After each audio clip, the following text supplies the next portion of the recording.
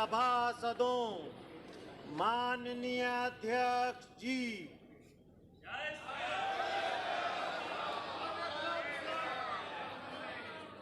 Recently हमारे देश का बजट 2023 आ चुका है। इस बजट के अंदर काफ़ी कुछ नया है, काफ़ी कुछ सुधार होने चाहिए थे, लेकिन अभी तक हमारे देश के बजट्स में ये सुधार हुए नहीं है। ये क्या बजट्स हैं, इनके अंदर क्या चीज़ नई है, क्या चीज़ कुछ गलत है, सबके बारे में आज की वीडियो में जानेंगे। तो आइए शुरू करते हैं। Honorable Speaker, I present the budget for 2023-2024. तो सबसे ज़्यादा बजट अगर किसी सेक्टर को इस बार मिला है तो वो है कैपिटल एक्सपेंडिचर। इनको पिछले साल के मुकाबले 33.4% का इंक्रीजमेंट इनके बजट में हुआ है और इनका बजट इस बार एलोकेट हुआ है इनको 10 लाख करोड़ का। इनके अंदर आता है buildings, roads, infrastructure, schools, institutions. तो बड़ी बड़ी जो जॉइंट ग्लोबल कंपनीज है वो ये देखते हैं कि कौन सा देश अपने कैपिटल एक्सपेंडिचर में कितना लगाता है, ताकि अगर हम उस देश के अंदर जाके निवेश करें, कोई प्लांट लगाएं, तो हम कितना इनकम जनरेट कर सकते हैं। तो ये जो एलोकेशन है सबसे ज़्यादा इस बार कैपिटल एक्सपेंडिचर को हुआ है। इसके बाद बात करते हैं रेलवे की। रेलवे को अपने इतिहास का सबसे ज़्यादा बजट मिला है इस बार। रेलवे को मिला है 2.5 लाख करोड़ का बजट। इससे क्या साबित होता है? इससे ये साबित होता है कि देश की मौजूदा सरकार, जिस पे बार बार ये इल्ज़ाम लगाए जाते हैं कि ये एक दिन रेलवे को प्राइवेटाइज कर देगी, हकीकत में एक दिन ऐसा आएगा जब रेलवे पूरा प्राइवेटाइज हो जाएगा। प्राइवेट जाइंट कंपनीज देश की रेलवे को चलाएंगी। लेकिन प्रेजेंट की बात की जाए तो सरकार, मौजूदा सरकार मैक्सिमम 6 साल तक रेलवे को प्राइवेटाइज नहीं करेगी, क्योंकि हमारे देश में 2.5 लाख करोड़ जो है जाइंट कंपनीज के लिए भी एक बिग अमाउंट है। 2.5 लाख करोड़ अगर सरकार ने किसी गवर्नमेंट फर्म के अंदर इन्वेस्ट कर रखे हैं तो और उसको प्राइवेटाइज करेगी जब, तब 20% के प्रॉफिट मार्जिन के साथ उसको कम से कम 3 लाख करोड़ में प्राइवेटाइज करेगी। और हमारे देश की जाइंट कंपनीज के लिए 3 lakh crore is a big amount. तो हो सकता है धीरे धीरे करके हो, लेकिन आने वाले 6 साल तक तो रेलवे प्राइवेटाइज नहीं होने वाला, पूरा सरकार के अंडर में है। इसके बाद में बात करते हैं टैक्स की। सरकार ने न्यू टैक्स पॉलिसी लॉन्च की है और पुरानी टैक्स पॉलिसी भी अस्तित्व में रहेगी, जिसके जैसे जैसे वो अपने हिसाब से उस टैक्स पॉलिसी के तहत टैक्स भर सकता है। लेकिन पुरानी टैक्स पॉलिसी के अंदर आपको एक्स्ट्रा बेनिफिट्स नहीं मिलेंगे। जैसे लोन शो करके अक्सर टैक्स में रिलीफ मिल जाता था, वो अगर आप पुरानी टैक्स पॉलिसी इस्तेमाल करेंगे तो उसमें आपको नहीं मिलेगा। वहीं आपको नई टैक्स पॉलिसी में 7 लाख की तनख्वाह तक आपको रिबेट हो जाएगा, आपका टैक्स वापस आपको, यानी कि एक तरीके से आपको टैक्स देना ही नहीं है अगर आपकी 7 लाख की तनख्वाह है तो। अब हमारे देश के 2 ऐसे सेक्टर्स के अंदर बजट के दौरान बड़ी ही इनएक्यूरेसी हुई है। पहला है डिफेंस। डिफेंस को सिर्फ बजट मिला है 5.9 लाख करोड़ का, और इस सिर्फ के अंदर भी मेजर स्टेक है पेंशन्स का। बचे कुछ पैसे से हमारे देश का डिफेंस मंत्रालय जो है आर्म्ड फोर्सेस के लिए लॉजिस्टिक्स खरीदेगा, मिसाइल्स खरीदेगा, टैंक्स खरीदेगा या बनाएगा। तो ये जो है बड़ी ही इनएक्यूरेसी हुई है। दूसरी इनएक्यूरेसी हुई है इसरो के साथ, इंडियन स्पेस रिसर्च ऑर्गेनाइजेशन के साथ। आज पूरी दुनिया में स्पेस की जो लड़ाई है वो छिड़ चुकी है।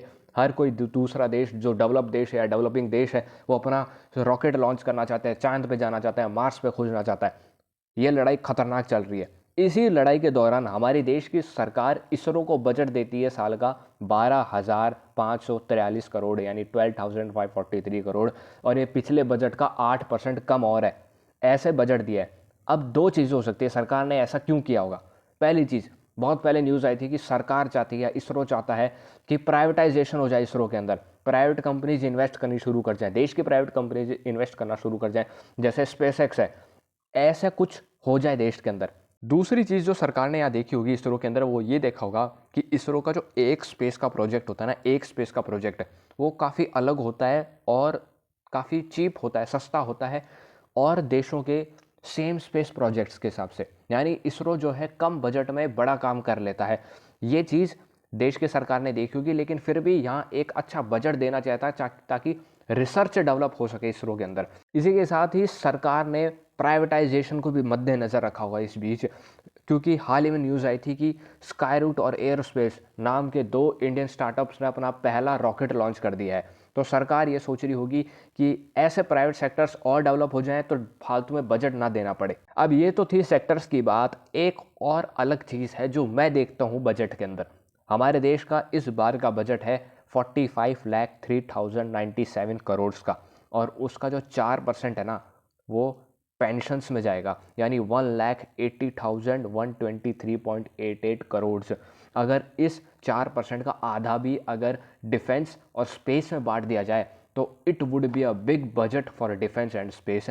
ये देश की सरकार को सोचना चाहिए। अगर देश की सरकार पेंशन्स हटा रही है गवर्नमेंट एम्प्लॉयज़ की तरफ से, तो उनको मिनिस्टर्स की भी पेंशन्स हटानी चाहिए। अगर कहीं पेंशन हटाने की बात आती है तो पेंशन सबकी हटनी चाहिए, मिनिस्टर्स से ले तक गवर्नमेंट एम्प्लॉय तक सबकी। और आखिर में बात करते हैं डिजिटल लाइब्रेरीज़ की। देर आए दुरुस्त आए, लेकिन हमारे देश में तो आए कम से कम। हमारे देश के अंदर फाइनली डिजिटल लाइब्रेरीज़ आ चुकी हैं। दूर दूर गाँवों में, कस्बों में अब लाइब्रेरीज़ होंगी, ताकि देश का हर एक कोने का वर्ग विकसित हो सके, पढ़ लिख सके और अपने दिमाग को डेवलप कर सके। ये जो चीज़ है, चाइना इस चीज़ में बहुत आगे निकल गया। आपके स्क्रीन पर आ रही होगी, ये जो आप देख रहे हैं, ये चाइना की डिजिटल लाइब्रेरीज़ हैं। चाइना के गाँवों में, शहरों में यही डिजिटल लाइब्रेरीज़ हैं।